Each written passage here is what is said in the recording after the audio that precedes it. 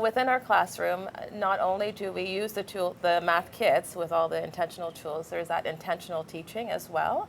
I find that very important. It's not just here are the materials and hope that they provide, do what they need to do. So we do have small group and whole group lessons where we teach about how can we show numbers. We talk about the dominoes, the number frames, the tallies. And it's quite interesting to see when they're at the tables, they do use all those materials and the words, the vocabulary, within their math play. And also, too, I've listened a lot to Doug Clemens, and he talks about that when teachers know the math, it's very important because we also need to know when to ask questions, when they're the right moment, actually, to ask questions when they're playing, and to draw the math out of them and giving them that language. I think after, we have that intentional teaching, whether it's whole group or small group, we have tables set up with provocations and invitations.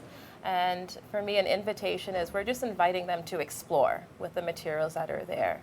Whereas a provocation, I've done some teaching, they have an idea, but I want to provoke more thinking, that higher level thinking, and see what they do with that. And also there are times where we are at one of the tables where they are working so that we can support their learning and see what they're doing with the materials in that way. I can say that they have a love for math now that we've noticed. So they'll look for it. They'll look forward to it more if they see some materials, and especially the loose parts. They really enjoy it. So I think that played a big role in their interest. So we were reaching their interest, and then they were following up by learning. So. Yeah.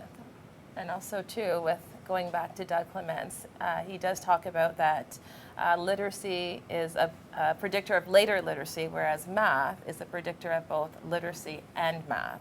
So a lot of what we do is math-based, but there's the literature to go with it. And with this project, too, and the documentation, I had one student who, at the beginning of the year, counted 1, 2, 3, and I asked her, how many do you have? And she had to go back and count 1, 2, 3. But recently, she was reading a book that was talking about making 10. And she was reading it in her own way. And she said, Scott's next customer wanted 7 blueberries. And then she thought about it and said, and 3 baskets of raspberries. So she was able, from counting 1, 2, 3, to composing and decomposing numbers to 10.